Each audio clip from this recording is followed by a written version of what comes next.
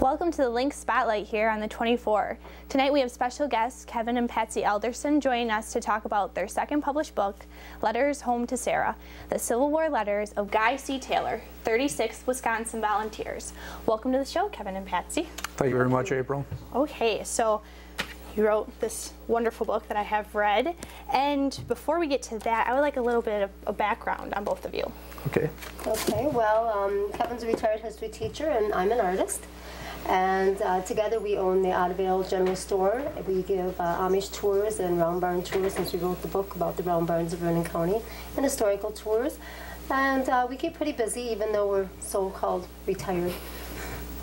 Then we're going to jump right into the synopsis of Letters Home to Sarah. So Kevin, could you give us one? Sure. These really are letters that are Civil War letters from a soldier by the name of Guy Carlton Taylor. And we found them at an auction in Cashton. And I was in the garage looking at things, scoping things out to see what was there. Found this old cardboard box that had letters in it. Some had U.S. Sanitary Commission, some had U.S. Christian Commission. I knew those were Civil War organizations. So we took a chance at buying them. Patsy kind of helped set my limit as far as what I could spend. And eventually we won the bid. I had no real idea of just how significant they were or how many there were. But once we got them home, I started going through them, and it was just letter after letter after letter. Turned out to be 165 plus Civil War letters from a soldier back to his wife. Her name, of course, Sarah, thus Letters Home to Sarah. He was a member of the 36th Wisconsin Regiment.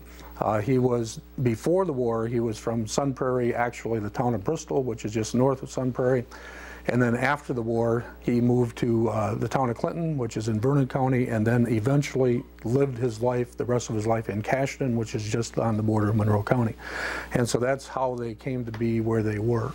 So he was a soldier for the last year of the war, 1864. He was a member of what was called the a part of the Overland Campaign, which would have included the Battle of the Wilderness, the Battle of Spotsylvania, Cold Harbor, and then the Siege of Petersburg, and then finally when they broke the lines, the Appomattox surrender. Okay, so can you tell us a little bit of the process it took to decipher the letters and make it into a book? Well, the thing about Guy is excellent writer in terms of concept and in terms of description. He was a typical speller, I guess, of the time. That's what some of the Civil War experts have told us. He spelled things the way they sounded. Mm-hmm. And that being the case, it's kind of it's interesting trying to decipher what's there. So you kind of had the battle, we kind of had the battle through the spelling, and in addition to that, had to use a magnifying glass to see the words in the first place. So it was a very, very time-consuming operation, and it was a labor of love. It took an awful lot of time to do it, but really enjoyed doing it. How long did it take you? Well, once we got going with it, when we first bought the letters, I started going through it. I was coaching basketball. I was a teacher and a coach at Cashton High School. And so I got through about 40 letters, and I just didn't have time to go any further. So I put them away until retirement. And then after I brought them back out again, it took us about 2 years of intensive work to get it all done. Okay, and could you read us a short excerpt? I would be happy to do that. One of the things that fascinates me is what it would have been like to be in a battle during the Civil War. And so there are a lot of different excerpts that I could have pulled out, but this is the one. This is right after a battle that he had seen. He says, "You can hear the boys talk, the dogs howl, the cats meow, the pigs a squealing, the calf a blatting, and the chickens a squawking. And take it all in, it makes a fine music, especially with the bellow of the cannons and the rattle of the muskets intermingled with the rest of the music. And if that was all that we could see or hear, war would not seem to be such a horrible thing. But when you come to see the dead and dying laying around and hear the shrieks and groans of the wounded, it's a different thing altogether." Okay, thank you.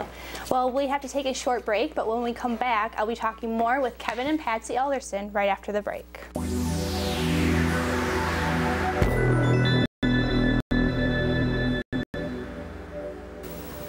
Welcome back, and with me today on the Lynxx Spotlight are Kevin and Patsy Alderson, and we're talking about their book, Letters Home to Sarah. So from the previous excerpt that you just gave us before break, he seemed to be an observer.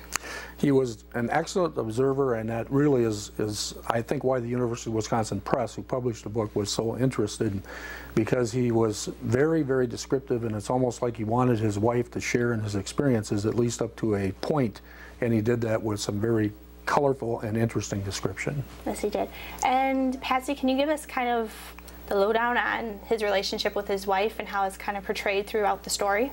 Actually, that's the part I liked about the book, because I'm not a Civil War buff. I mean, he's much more into the history part than I am. But I like the book just because of the fact that you can just tell that they have a wonderful relationship. We talked earlier about how he doesn't even use the word love in the book. I mean, he always puts, you know, from your husband, is how he, you know, ends his letters and stuff. But it's obvious that he had a great love for her, wanted to share everything with her. And they talk a lot about Charlie, their son, their one-year-old son. He wants to make sure that she doesn't spoil him. And so that part is really interesting. So you don't have to be a Civil War buff to really enjoy the book. Yes, that's what I enjoy, because, yes. I mean, I had history classes, but I'm no Civil War buff like Kevin, so. Exactly. Yes. What have you guys gained from writing this book? I think, well, first of all, just the experience of writing a book, which has been very, very interesting and challenging.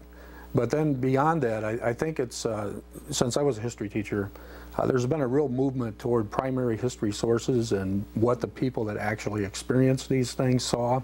And it was, for me, just one more addition to the story of an actual soldier and what he saw, without any interpretations by historians beyond that. Will you be writing another book? Working on one now. It's kind of like Patsy usually mentions that if you want to challenge, if you want to challenge or strengthen your marriage, and you work on writing a book. And so we're working on a third one, and this one will be a World War II book, actually.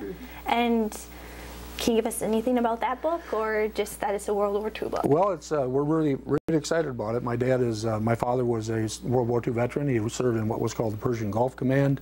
But then I had two uncles also from up here at Toma. One was captured at the Battle of the Bulge, Vernon Oftedal, and then Elton Alderson was with Patton during his exploits. And so it's kind of like the same sort of format, only more personal because it's a family member. Yes, and you won't have to decipher all those letters. You won't have to decipher all those letters. Exactly. Where can you find your book? I think a lot of stores are starting to carry the book now. So, I mean, of course, you can go to Barnes & Noble. You can contact us at kpalderson@gmail.com, or you're more than welcome to call us at 608-343-8262. And also, as I said, we have the Otterville General Store, which will be open in April sometime, so you can get that there.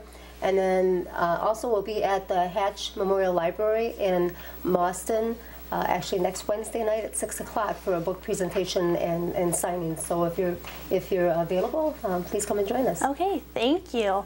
Well, thank you, both of you, for coming and sharing this book that I loved. So thank you. Well, we really appreciate being asked. Yes. Okay, so thank you for joining us on Lynxx 24. I'm April Arndt with this week's Lynxx Spotlight. After the break, Dan will join me and we will wrap things up. So stay tuned. We'll see you in 90 seconds.